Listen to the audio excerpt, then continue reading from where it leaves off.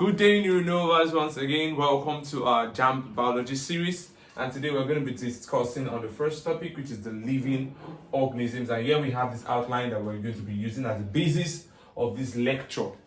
Now, living things is the first topic in the syllabus. Tends to look easy to many students preparing for the exam, and then they overlook the exam, the course. That's the topic per se. They overlook the topic per se, and then they try to override it.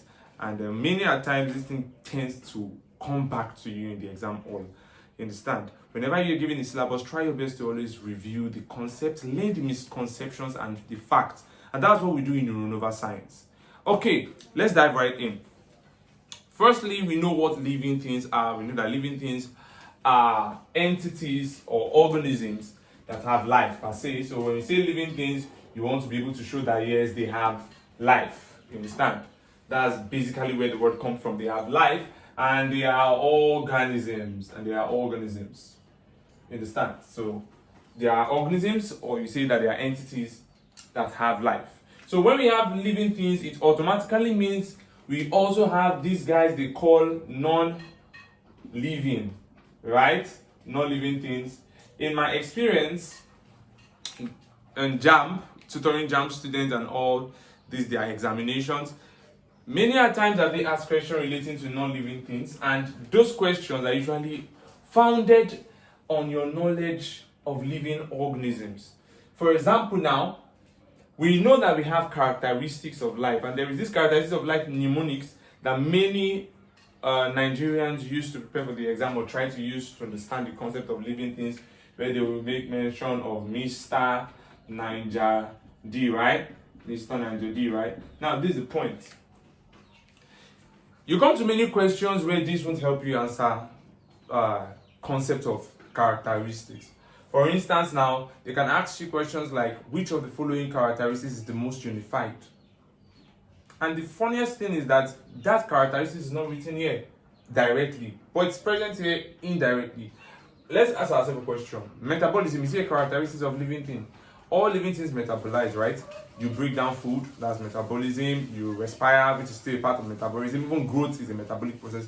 Literally, 90% of your body chemical processes are founded on the process of metabolism. But why is it not here in your characteristics of life? And then that therefore serves as a hindrance from such candidates being able to decipher what the answers to such questions should be. Okay? And we are going to be exploring all those concepts. And I'll be giving you a better mnemonic to understand the characteristics of life broadly. Okay, good. Now, when we hear the word characteristics of life, when you hear the word the characteristics of life, what are we talking about? We're talking about all, or you say when you say characteristics of living things, all the same. We're talking about all the processes that living things tends to exhibit for them to be called living things, or those processes, those activities that an organism have to possess for you to say it has life, right? Good. And then you have this Mr. Niger concept, but I will be giving you a concept or mnemonic that you can use, and that is the Mr. H. GRENIC. Because many of we students preparing for exam, you tend to use the your preconceived knowledge about this mnemonic Mr. Niger D to pick answers. For example, they ask you in an exam, which of the following is not a characteristics of life, and because you're only conversant with what's in here, or the modified one you think about, which is Mr. Niger Lack, or some of you that call it Mr. Niger Lack, where D is death and adaptation lifespan, whatever the case may be, you tend to then not find H, that's homeostasis, as a suitable part of the characteristics of life. So it's very important for you to understand that characteristics of life spreads wider than this band that you look here. That is Mr. Niger D mnemonic. So most appreciable, I will recommend you get used to the Mr. H. GRENIC, where the M here stands for movement. It stands for movements. It stands for movement. We will explore the concept of movement in later lectures, And then when you talk about R, the R here will stand for reproduction. And I want to say something about this reproduction that you see here. Now, you can be asked in an exam which of the following characteristics of life is the most essential, or which of the following characteristics of life is the most important. It has come out in previous years. Don't worry, when you look at our past question series that we're going to be dropping, you tend to come across some of these questions. We will actually make reference to the years those questions tend to come up. Now, we talk about M, which is movement, which I will still briefly explain soon, and R, reproduction. And there I said that reproduction there is the most essential characteristics of life, because the major essence or purpose of life is continuity. You understand? Continuity. So there you have continuity. Continuity of life is made possible as a result of the process of reproduction. So you should take note of that. And then we have our H here. We have our H, where H stands for homeostasis. Homeostasis. Yeah, that's the maintenance of a fairly constant internal environment despite changes in the external environment. So we'll still explain those things. I will expatiate on that. Homeostasis. And then G is your normal growth. That's the growth we're conversant with, I think, growth. And then we have another R here, bear with me. You have another R there, where R is respiration. That's your respiration. Respiration is just about breaking down organic molecules of food substances in order to generate energy. The sole goal is to generate energy. And so it can happen. I didn't mention anything about breathing there. I didn't mention anything about gaseous exchange. You understand? It's just one of the processes in respiration. So when you are explaining respiration, or you are given a question, since it's MCQ, and they're trying to make respiration look like it's solely about exchange of gases, you should be very careful there, because it's not just about exchange of gases. It's a very complex process that moves from the cellular aspect to the external gaseous exchange aspect. So there you have respiration. We'll still expatiate on that very soon. And E here stands for that's your excretion, right? Your excretion. Nothing much is changing here. I just need you to take note of the misconceptions we've been saying there. And then you have N. You have N, and N is your nutrition, right? The ability to feed. Nutrition, which is the ability to feed. And I, on this other hand, that's the I there, it stands for irritability. Irritability. Now, this is another concept now to give you.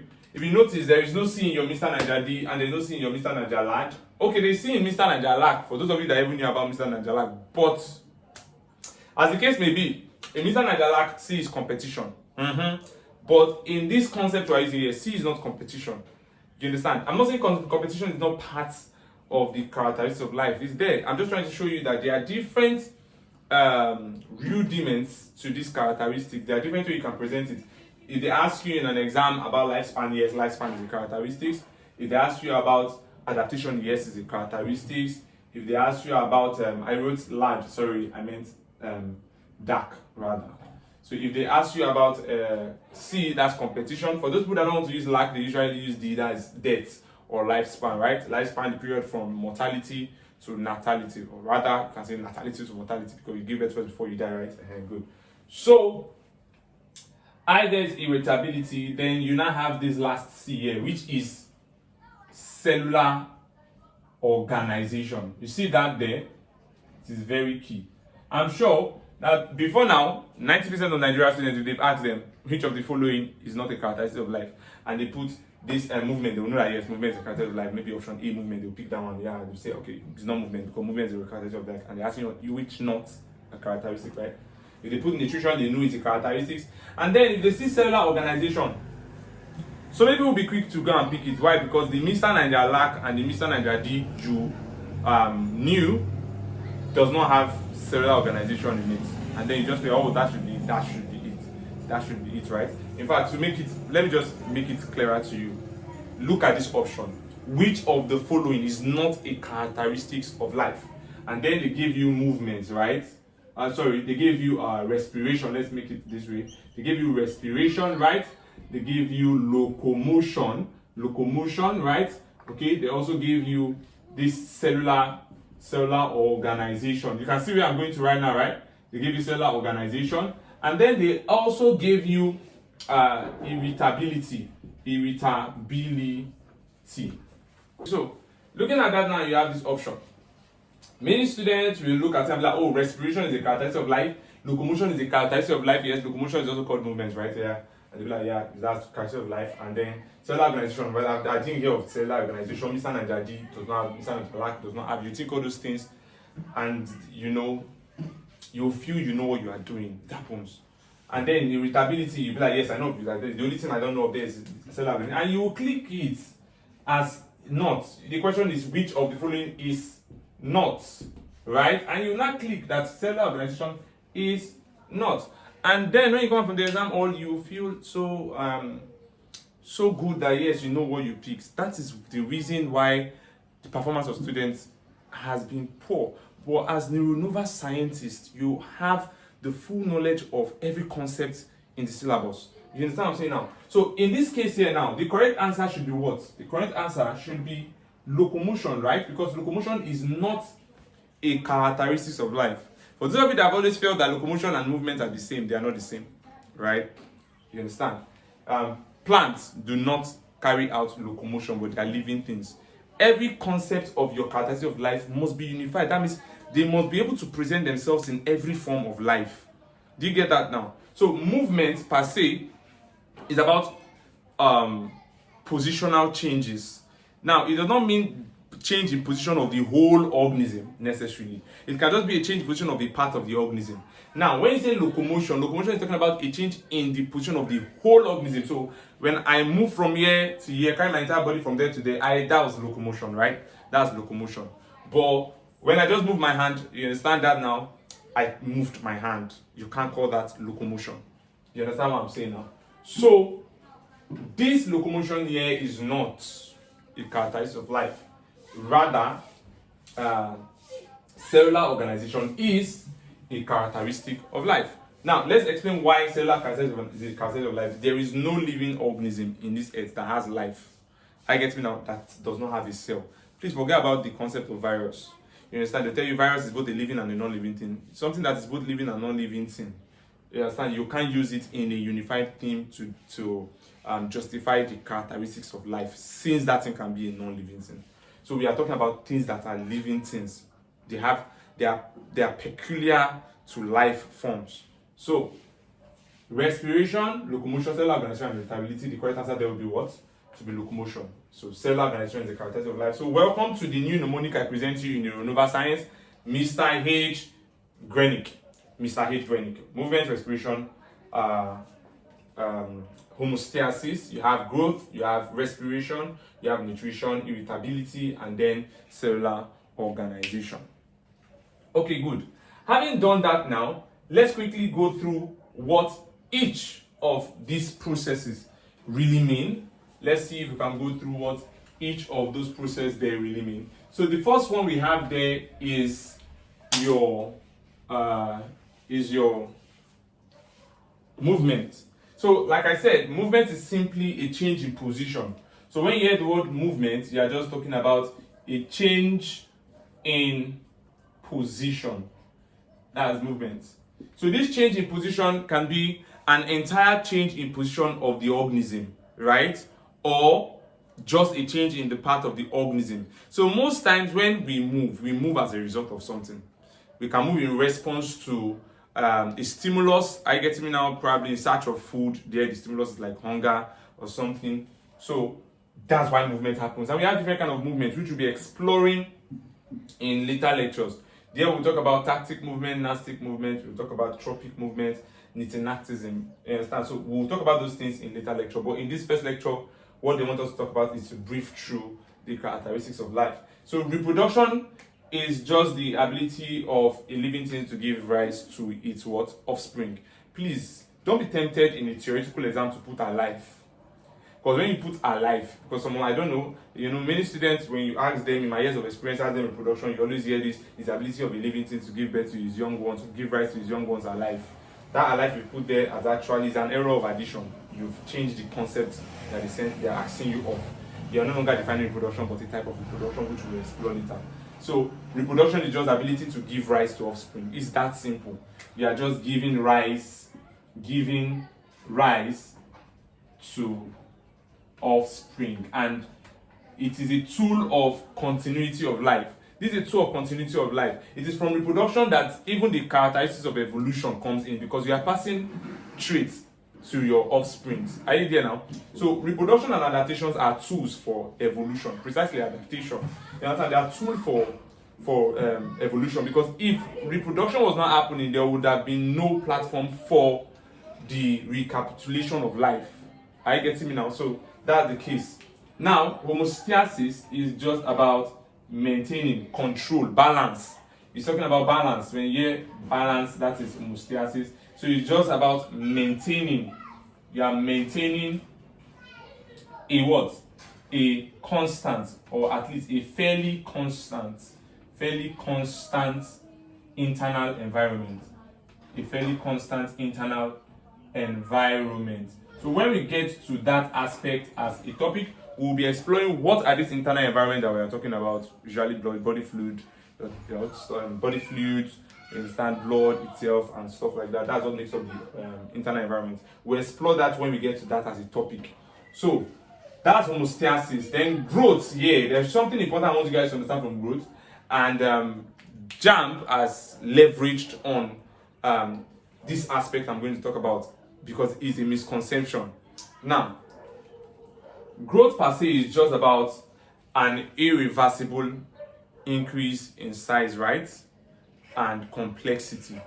Okay, so the point there now is this: do non-living things grow?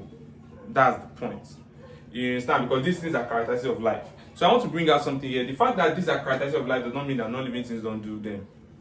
Yes, because movement here is one of the characteristics that serves as a similarity between living and non-living things, because non-living things can move, right? It's just that they move when an external force has been impressed or applied on them. You understand what I'm saying now? So non-living things can move. Another thing non-living things can do that's on the board here is that they can grow. You understand? It's just that the way they grow is different. They grow by addition, right? They grow by addition, while your living things grow by metabolic processes. Now they grow by metabolic processes. So growth is about development and increase in structural complexity. So that's what growth is all about. We're talking about development and increase in structural complexity. Now I need you to get something. I need to get something right. Now when we talk about growth, it's not just about size, because if JAMB tries to play around the concept of microbial growth and you start thinking about increase in the size of individual organisms, you are going to end up picking the wrong answer. Yes, because growth per se is about development structurally and in complexity. When you talk about microbial growth, it's about development in the population. We're talking about increase in the number of, are you getting me now? Increase in the number of individual cells present in that culture. That's microbial growth. But here now, growth in adults, in humans per se, animals generally, plants. What we usually conceive is increase in size or weight. You understand what I'm saying now? So I'm trying to tell you, as a biologist, you shouldn't just always put your mind that way. You should understand that this thing we talk about growth is about complexity, it's about development. Do you get that now? Okay. Now we have respiration. So respiration is basically talking about breakdown of food. It's just talking about the breakdown of food or organic substances. You can say organic materials.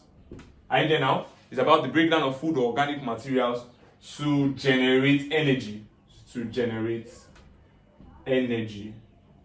it's actually a metabolic process as well. In fact, let me quickly just drop this.